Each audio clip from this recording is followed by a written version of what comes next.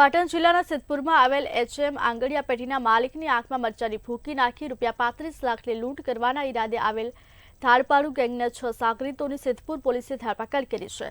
તેઓની પાસેથી પ્રાણઘાતક હથિયારો, વાહનો સહિત મુદ્દામાલ કબજે કરી તમામ સામે કાયદેસરની કાર્યવાહી હાથ ધરવામાં આવી છે।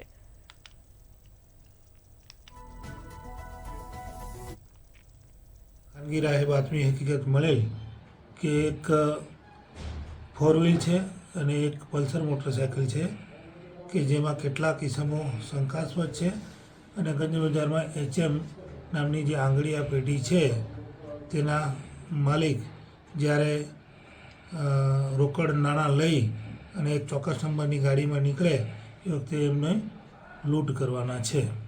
આવી હકીકત મળતા પીઆઈ શ્રી આચાર્ય સાહેબે પંચો સાથે હકીકતવાળી જગ્યાએ રેડ કરતા ત્યાં એક 4 વ્હીલ વેગનાર મળી આવેલ, તેમાં 4 ઈસમો અને એક પલ્સર મોટરસાઇકલ મળી આવેલ, તેમાં 2 ઈસમો મળી આવેલા।